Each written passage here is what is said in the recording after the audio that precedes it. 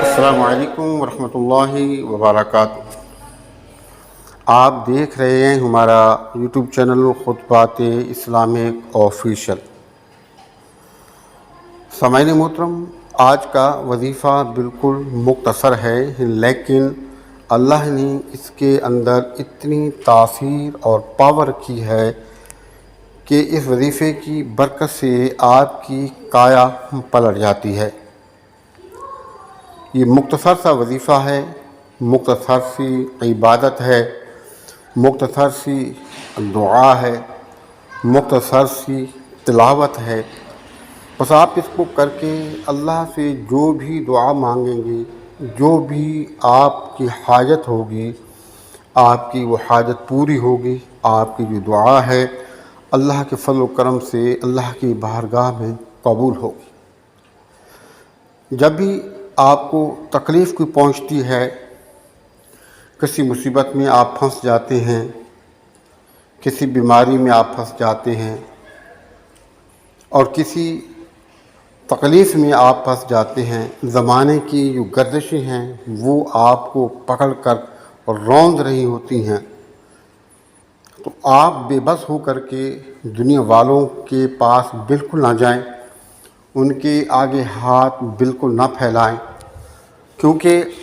وہ اتنا آپ کی مدد نہیں کریں گے جتنے کہ وہ آپ کو ذلیل و بعد میں ذلیل و رسوا کریں گے، آپ کو تانے ماریں گے، اور اگر بالفرض انہوں نے آپ کو انکار کر دیا تو پھر آپ کو ڈبل تکلیف ہوتی ہے۔ تو آپ لوگوں کو چھوڑ دیں، مخلوق کو چھوڑ کر کے اپنے خالق اور مالک کی طرف رجوع کریں، اسی سے مانگیں،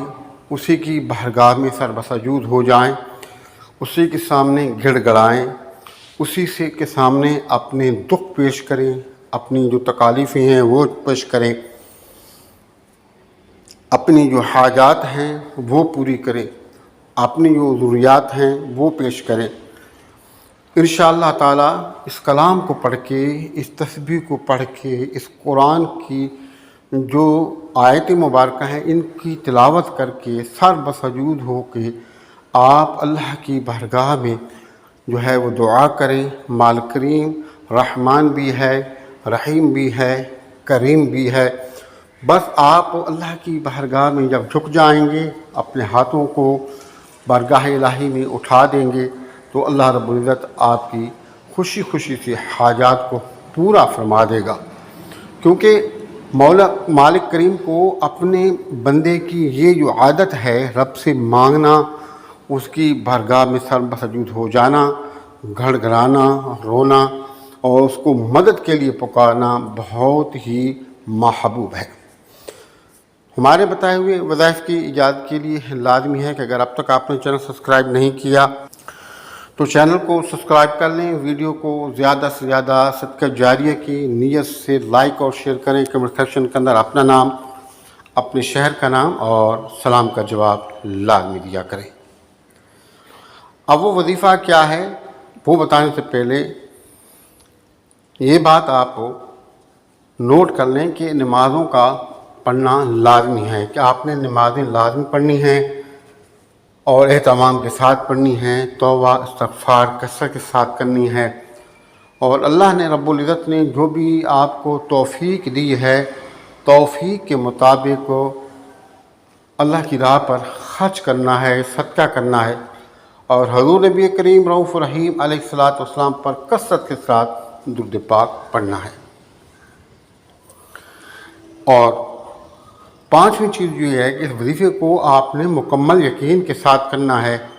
محبت کے ساتھ کرنا ہے۔ اب اس وظیفے کے لیے صرف آپ نے یہ کرنا ہے کہ کوئی ٹائم مقرر نہیں، لیکن یہ 3 اوقات ہیں جن کے اندر آپ یہ وظیفہ نہیں کر سکتے۔ نماز فجر کے بعد،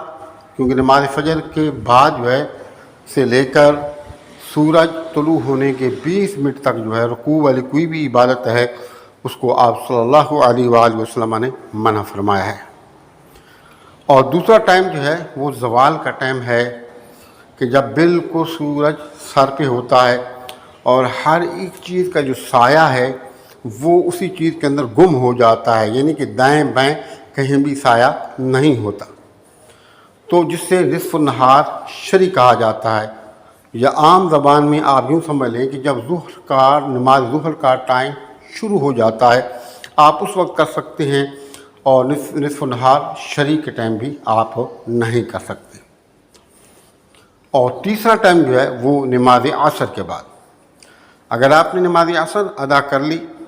تو نماز عصر کے بعد آپ نہیں کر سکتے جب تک کہ مغرب کی نماز کا ٹائم شروع نہ ہو جائے۔ اب اس کی وجہ میں آپ کو پہلے بتا چکا ہوں کہ یہ 3 اوقات ایسے ہیں کہ جس میں آپ سجدے والی عبادت نہیں کر سکتے۔ آپ صلی اللہ علیہ وآلہ وسلم نے سجدے والی عبادت کرنے سے منع فرمایا ہے۔ اس کے علاوہ کوئی بھی ٹائم ہو آپ کے پاس، آپ نماز ظہر کے بعد کر لیں، نماز مغرب کے بعد کر لیں، نماز عشاء کے بعد کر لیں، رات میں کسی ٹائم کر لیں، نماز فجر سے پہلے کر لیں، نماز تہجد میں کر لیں، کسی ٹائم بھی آپ کر لیں۔ اس کا طریقہ یہ ہے کہ آپ نے سب سے پہلے باوضو ہو جائیں، اور باوضو ہو کر کے 2 زانوں بیٹھ جائیں، اور حضور نبی کریم صلی اللہ علیہ وآلہ وسلم پر درود پاک پڑھیں۔ اس کے بعد جتنا ہو سکے استغفار کر لیں، اور اس کے بعد کھڑے ہو جائیں، 2 رکعت نماز حاجات پڑھیں۔ 2 رکعت نماز حاجات کی نیت کریں گے، اور پہلی رکعت کے اندر سورۃ الفاتحہ کے بعد 11 مرتبہ آیت الکرسی پڑھیں۔ جب آپ 11 مرتبہ آیت الکرسی پڑھ لیں گے تو اس کے بعد آپ رکوع میں جائیں،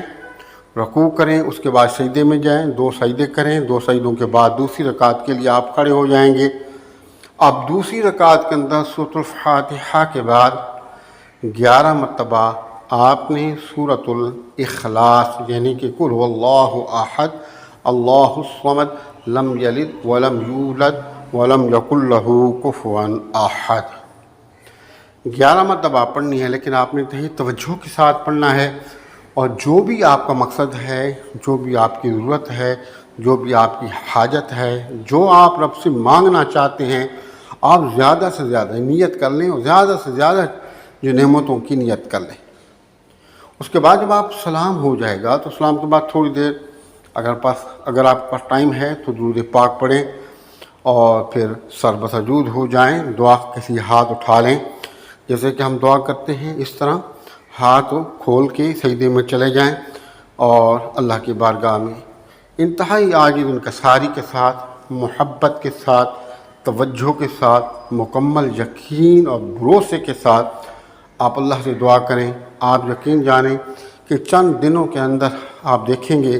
کہ آپ کی کایا کس طرح پلٹتی ہے۔ تو آپ اس کو اپنی زندگی کا معمول بنا لیں، انشاءاللہ تعالی اللہ پاک آپ کو دنیا کی بھی کامیابیاں عطا فرمائے گا اور آخرت کی بھی۔ ہمارے بتائے ہوئے وظائف کی اجازت کے لیے لازمی ہے